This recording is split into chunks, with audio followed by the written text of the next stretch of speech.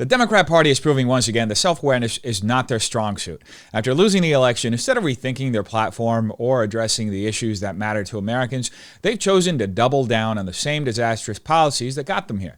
Take New York City, for example, a $220 million deal to turn the historic Roosevelt Hotel into a migrant housing center, while regular Americans struggle to pay rent and heat their homes. The city is pouring millions into a scheme that serves no one except the political elite, looking to virtue signal their way out of accountability. And let's not forget the intellectual class. Neal deGrasse Tyson, the once respected face of science, has become a walking parody. From rambling lectures about immigrants inventing the phone to bizarre quips about bleach and raw milk, Tyson now seems more interested in playing the part of a smug know-it-all than offering anything of substance. It's almost poetic. Just as the Democrat Party clings to its out-of-touch policies, their cultural cheerleaders fumble in their own echo chambers. This isn't leadership, it's a farce. And the rest of us, well, we're just trying to clean up the mess they left behind. And there's no better place to start than New York City. New York City has sparked a controversy with a $220 million deal to lease the iconic Roosevelt Hotel. Owned by Pakistan's International Airlines, the 19-story hotel, which was once a Manhattan landmark, is now being used as a migrant housing center, offering services like food and vaccines. I'm very grateful to the government who have helped us to find a roof, food to eat. We appreciate that, but 60 days is very little time to find a place, especially because the rent here is very expensive. We're human beings and need to be relocated because we need a roof to stay under, even more now that it's colder. They should think about the kids. I know it's not an obligation because they didn't ask us to come here.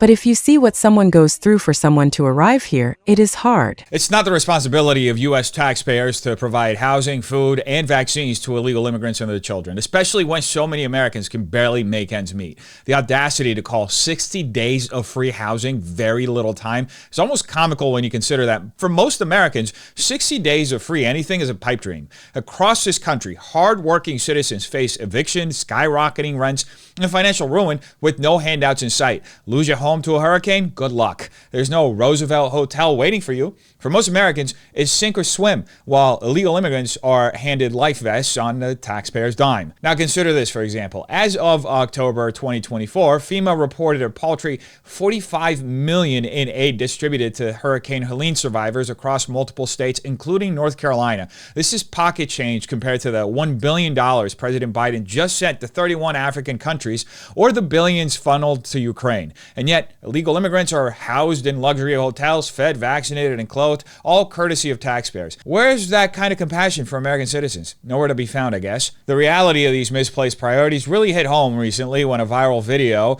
of a North Carolina woman being evicted after Hurricane Helene destroyed her house. She paid her taxes, contributed to her community, and played by the rules, only to be abandoned by the government she supported. Meanwhile, illegal immigrants enjoy services most Americans couldn't dream of receiving. Hi, my name is Deborah.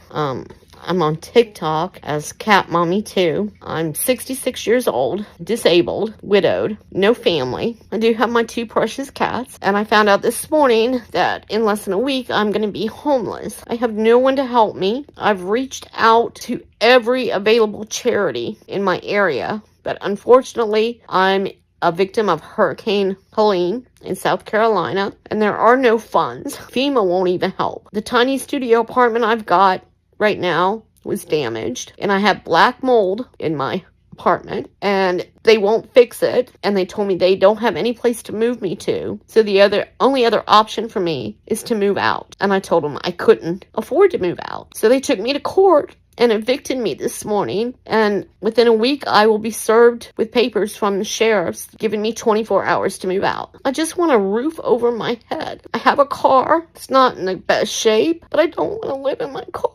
And I don't want to give up my 2 precious cats. They're all I've got. And I'm scared to ask for help because I'm not a beggar on TikTok. I truly just have need for myself. I'm scheduled to have 2 surgeries next week. And now I can't have that done.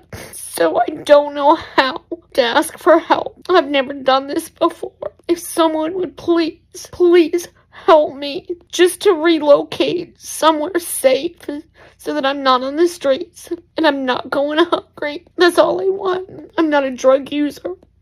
I don't need money for food because I do get food stamps. But if I have to live in my car, I have no place to cook. I have no place to shower.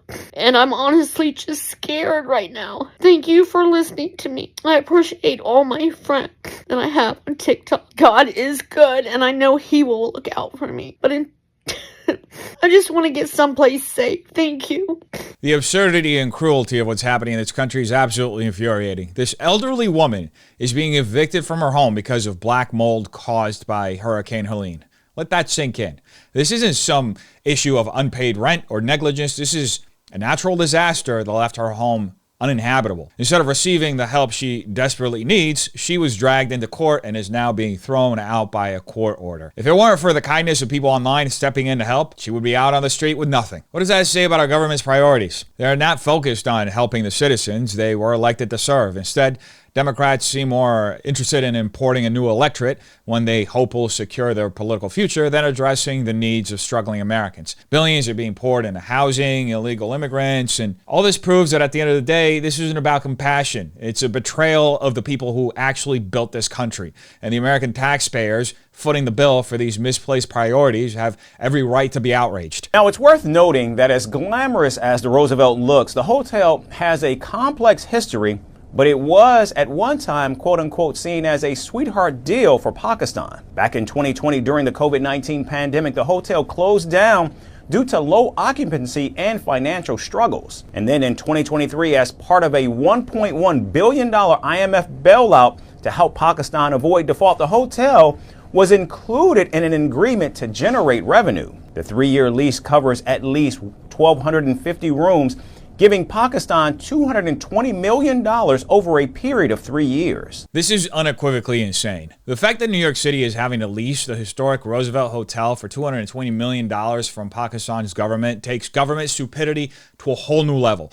This deal is apparently part of a $1.1 billion IMF bailout package meant to help Pakistan avoid defaulting on its debts. So let me get this straight. We're taking a building in the middle of Manhattan, paying for a foreign government to have the privilege of using it, and somehow thinking this is a win for the American taxpayer? You couldn't write satire this absurd. And let's not forget who we're dealing with here. Pakistan, the same country where Osama bin Laden was comfortably hiding out in a compound just down the road from their prestigious military academy. That's right, the mastermind behind 9/11 was found practically in the shadow of Pakistan's security elite. And now U.S. taxpayer dollars are going to lease property from the same government that either didn't know or didn't care that the world's most wanted terrorist was in their backyard. Call it negligence or complicity, but either way, it's a slap in the face to every American who remembers the events of that day. And while the legality of this deal might hold up, sure, the U.S. government can lease property from foreign entities, the ethics are a different story.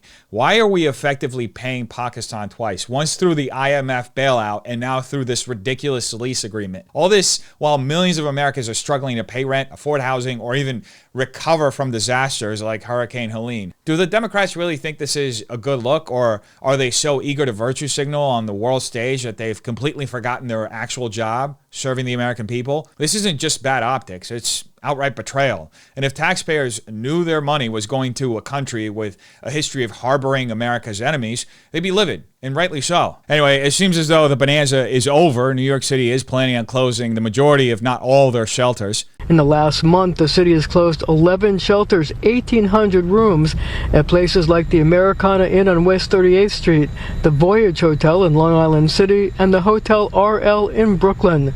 But that's not all. There are also plans to close upstate hotels in Albany, Dutchess, Erie, Orange, and Westchester counties that currently house 900 asylum seekers. Randall's Island, which has about 2,000 migrants, is scheduled to close in February. It's saving the city a ton of money. We've been able to save over $2 billion. So to me, that's the real story here. And now we're going to continue to manage this crisis and make sure that we're able to downsize. The Legal Aid Society is also concerned about Floyd Benefield and whether it could be the target of immigration raids. The Legal Aid Society would obviously like to see the site close and for families to be rehoused, ideally close enough to their children's school so that they're not completely just displaced from the neighborhood. The sheer gall of New York officials to strut around boasting about saving money by closing shelters and migrant facilities is beyond belief. Let's get real here for a second. The billions of dollars they're crowing about saving were already spent. Taxpayers got stuck with a bill without so much as a polite heads up. And now the city wants applause for scaling back this bloated welfare mess it created in the first place. It's like burning down your house and then bragging about how you're saving on heating costs. And let's not gloss over the sheer scale of this welfare extravaganza for illegal migrants. The Roosevelt Hotel wasn't enough. Oh no, they had to commandeer the Americana Inn, Voyage Hotel, Hotel Earl, plus facilities in Albany, Westchester, and beyond. Thousands of rooms, entire neighborhoods taken over, all for non-citizens. Meanwhile, millions of Americans are left juggling between paying for groceries or a doctor's visit, with the concept of secure housing little more than a pipe dream. Imagine working your tail off only to see your tax dollars flow into feeding, housing, and relocating illegal migrants while you're lucky to keep the lights on. Infuriating, doesn't even begin to cover it. And what about that narrative shift? At first, it was all about compassion and moral high ground. We have to do the right thing, they cried, and now it's, look at all the money we're saving. Oh, come on. If this was ever about morality, why are veterans still sleeping on the streets? Why are American families drowning under medical debt? Why are people who built this country being left behind while politicians roll out the red carpet for anybody who crosses the border illegally? The truth is, this was never about compassion. It was about optics, plain and simple. It's easier to virtue signal to the world than actually address the suffering of the citizens you're supposed to represent. And then there's the Legal Late Society, swooping in with their demands for new accommodations. They're insisting migrants be rehoused close enough to their children's schools. Oh, how nice for them. Meanwhile, American families are stuck dealing with overcrowded classrooms, skyrocketing rents, and underfunded schools because of these very policies. But sure, let's prioritize non-citizens over the people who actually pay for everything they're getting access to. The hypocrisy is enough to make your head spin. So let's call this for what it is, a colossal betrayal. Taxpayers didn't sign up to fund a never-ending welfare state for illegal immigrants. This is unsustainable, unfair, and an insult to every American who's been left in the lurch by the very politicians they trusted to have their backs. Anyway, all that being said, I'm pretty sure that Neal deGrasse Tyson has a very grounded take on this whole situation, because why wouldn't he? He's a scientist. He's supposed to be smart, right? What I'm getting at this whole questioning is that the innovation in America seems to me driven a lot by immigrants to America. Oh. The immigrants invented the phone. Yes. They invented, Einstein was an immigrant. Everyone's an immigrant. So Elon Musk is an immigrant. Elon Musk is an immigrant. Right, so that, okay, well, okay, but maybe that's not great. But I'm just saying, if you have an environment that's kind of saying, hey, country first, let's not have so much immigration that affects science. 1/3 of all Nobel Prizes in the sciences that have gone to Americans have gone to immigrants. Okay. 1/3. Great. Okay. I track that every year. Great. So I know that number. Okay. So I've never been spooked by immigrants the way so many other people have. I know. So are you worried about, again, we agree, immigrants are good for science. Are you worried that if you start closing things off, yeah, we will descend and become a shadow of what we once were as a technological power in this country. So it may be, not to make you depressed, it may be we need to sink deeper before people wake up to the consequences of these actions, or the consequences of the inactions when they should have taken action. Like, we may have to sink deeper before we just get slapped in the face and said, oh my gosh, bring the science back. Neal deGrasse Tyson has officially gone from brilliant scientist to full-time partisan quack. His latest rambling about immigration on The Daily Show is a master class in how to destroy your own credibility with half-truths, logical fallacies, and a stunning lack of self-awareness. Once upon a time, Tyson was known for making science accessible. Now he's more interested in scoring cheap political points than in presenting facts with a rigor we once admired. Let's start with his ridiculous Einstein comparison. Tyson smugly points out that Einstein was an immigrant, as though that somehow justifies the current border crisis. Sure, Neil, Einstein was an immigrant, but let's not pretend he snuck into the country through the southern border. He came to America legally in 1933, fleeing Nazi persecution with a visa and through an established immigration process. This isn't the same as the tens of thousands of undocumented migrants crossing the border every month. Tyson knows this, but hey, Why let facts get in the way of your narrative? And then there's his mention of Elon Musk. Tyson casually throws Musk into the mix as another example of an immigrant driving innovation, as if Musk's story is even remotely analogous to the current border crisis. Let's get this straight. Musk didn't cross into America illegally. He immigrated legally through Canada as a highly skilled entrepreneur, leveraging existing systems designed to attract exceptional talent. Tyson's rhetorical sleight of hand here is glaring. He knows full well that the majority of highly skilled immigrants like Musk came to America through vetted, structured pathways. But by name-dropping Musk, Tyson is trying to equate America's structured, merit-based immigration programs with the chaos of illegal border crossings. It's a cheap partisan jab meant to tug at emotional strings rather than address reality. And then there's his laughable claim that restricting immigration will turn America into a shadow of what we once were as a technological power. Neal, most of the Nobel laureates and industry innovators you're talking about didn't arrive here by wading across the Rio Grande. They came through legal immigration channels, H-1B, visas, student programs, refugee pathways, systems designed to attract top-tier talent while maintaining order. But Tyson wants you to believe that if we dare secure our borders, we're somehow rejecting the next Einstein. Spoiler alert, the U.S. already has programs to welcome highly skilled immigrants, and securing the border doesn't affect that. But Tyson is too busy fear-mongering to admit it. And let's not ignore the rhetorical tricks Tyson is using here. First, he cherry-picks Einstein and Musk to emotionally manipulate the audience, as if every immigrant is one breakthrough away from curing cancer. Then he strawmans anyone who supports border control, painting them as spooked xenophobes. Neal, advocating for border security doesn't mean you're afraid of immigrants. It means you're tired of footing the bill for a broken system that benefits no one but opportunistic politicians.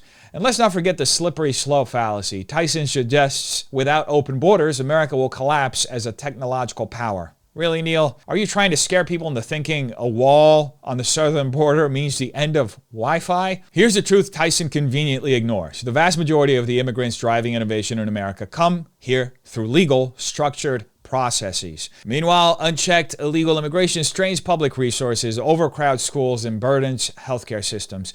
Issues that hurt the low-income Americans Tyson conveniently forgets to mention in his high-minded rhetoric. Maybe he should try talking to the Americans who are struggling to get by while their tax dollars go toward addressing a border crisis that never should have existed in the first place. Tyson wants to sound like the voice of reason, but he's become the loudest voice in the room spouting nonsense. His partisan bias has clouded his judgment, turning what could have been a thoughtful discussion into a spectacle of bad arguments and worse analogies. Not on the list at all. Okay. That's correct. Okay. Our second question is also comes from Twitter. Why can't we drink raw milk? This is from RFK, incoming president of health.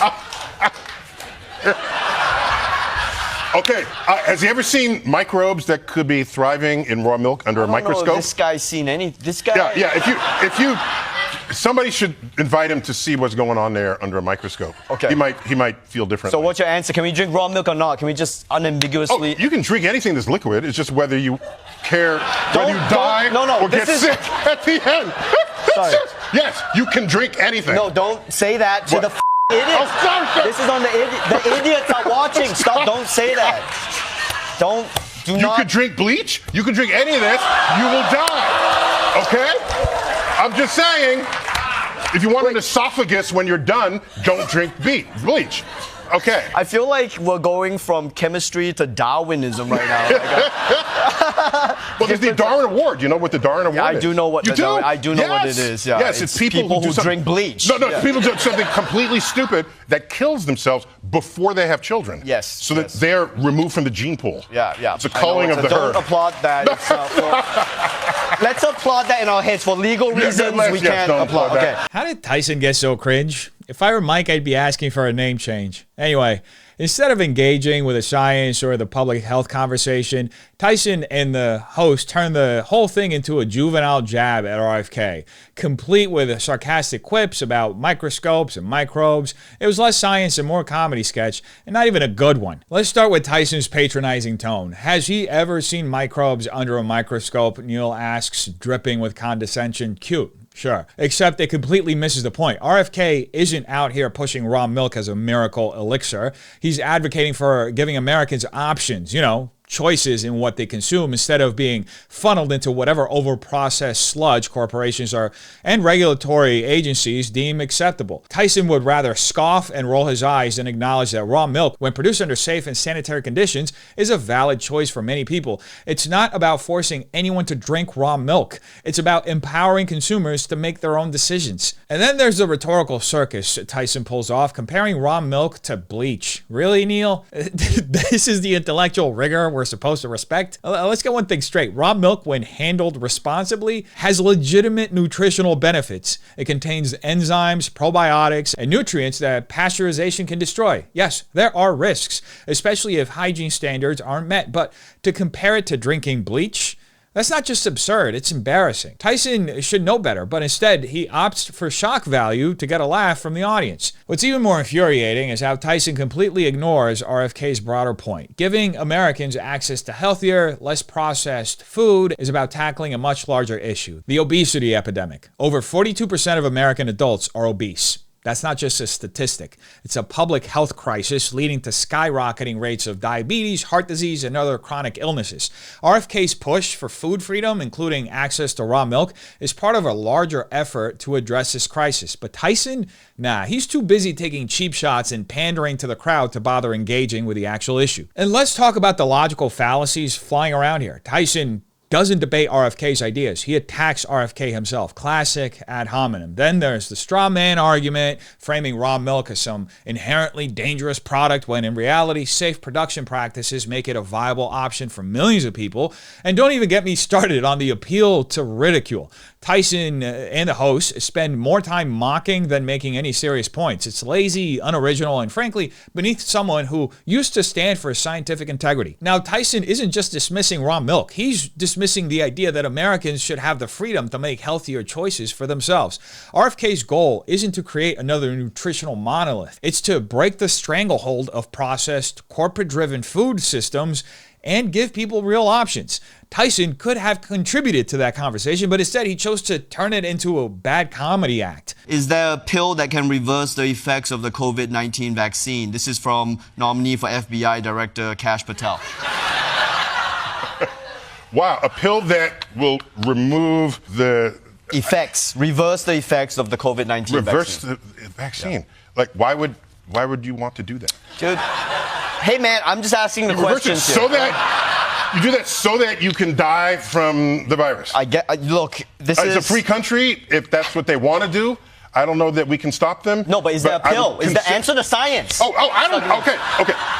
If such a pill exists, I know nothing of it. So it might exist. It might exist. That's not what I said. Yeah, that's kind of what you said. Neal deGrasse Tyson seems hell-bent on abandoning his role as television scientist to regular, everyday clown. Consider the numerous reports that have recently exposed troubling actions by public health authorities like the NIH and Dr. Fauci. A 2022 U.S. Senate report laid out evidence suggesting that U.S. funding directly supported gain-of-function research at the Wuhan Institute of Virology. Research that could be tied to the origins of COVID-19. Even the BMJ, a respected medical journal, reported on the suppression of dissenting scientific opinions during the pandemic. But does Tyson address any of this? Of course not. It's easier to mock than to grapple with uncomfortable truths. Then there's the issue of vaccine injuries, a topic Tyson seems happy to pretend doesn't exist. Reports to the vaccine adverse event reporting system skyrocketed after the COVID-19 vaccine rollout. While not all reports are verified, the sheer volume combined with peer-reviewed studies linking vaccines to myocarditis and other adverse effects demands serious attention. But instead of engaging with this data, Tyson acts as though any concern about vaccine safety is laughable. Neal, science isn't about ridicule, it's about rigor. Maybe you should revisit that concept. And let's not forget the bigger picture here, the role of alternative treatments in medicine. Throughout history, countless breakthroughs have emerged from ideas initially dismissed as fringe. Penicillin was once laughed at, treatments for ulcers were ignored, and now we're living in an age where research on personalized medicine and tailored treatments is booming. But Tyson dismisses the very notion of exploring a bill to reverse vaccine effects as absurd. That's not science, it's arrogance. What's most baffling is how Tyson ignores his own profession's foundational principles while engaging in blatant rhetorical manipulation. He uses appeal to ridicule, reducing the question of alternative medications to a punchline. He sets up a straw man, framing the question as absurd rather than addressing the real issues of vaccine side effects and post-vaccine care. And of course, there's the classic appeal to authority, expecting his credentials to do the heavy lifting instead of engaging with facts. Neal, your PhD isn't a get-out-of-logic free card. Has anything bothered you in the last, I don't know, maybe year of presidential elections that makes you think that maybe science is in trouble? So I worry, for example, that people get their science off of random places on the internet, off of clickbait, rather than looking at what this scientific establishment has discovered for us. Sure. So you get someone on there and say, the whole establishment is wrong and I'm right, click here. Yeah. That's irresistible. Yeah, that's what we do on this show all the time. Yeah. It's irresistible. It's very effective. And I'm thinking, no, science doesn't work that way. It works by you get enough observations and Sure. data, and if it comes to agreement, that's the new objective truth. Right. It's not one lone person that says whatever the hell they want. Doctor, Doctor, so far, I agree with you that science is good and the internet is stupid. Tyson's comments about the integrity of science and the dangers of misinformation would carry more weight if he consistently adhered to the principles he claims to champion. But here's the problem. Tyson doesn't seem to stick to those principles when they conflict with his political beliefs. It's disappointing. Tragic even, to watch a man once respected for making science accessible to a new generation lose himself in political ideology. Tyson has become the very thing he claims to detest, a purveyor of selective narratives that serve his worldview rather than the objective truths science demands. The woke mind virus has clearly taken hold of Tyson. It's a term that gets thrown around a lot, but its meaning is simple. An ideology so consumed by virtue signaling and political conformity that it blinds its followers to reality. Tyson, who once stood for critical thinking and intellectual rigor, now appears fully absorbed by the virus. He decries people for challenging the scientific establishment while failing to address the myriad of examples of malfeasance within that very establishment. Whether it's the suppression of dissenting opinions during the pandemic or the clear manipulation of data by public health authorities, Tyson refuses to acknowledge any cracks in the system. Instead, he paints anyone questioning the status quo as dangerous or deluded. That's not science, it's dogma. Tyson laments the rise of clickbait science, but ignores the role political influence has played in eroding trust in institutions like the CDC and NIH.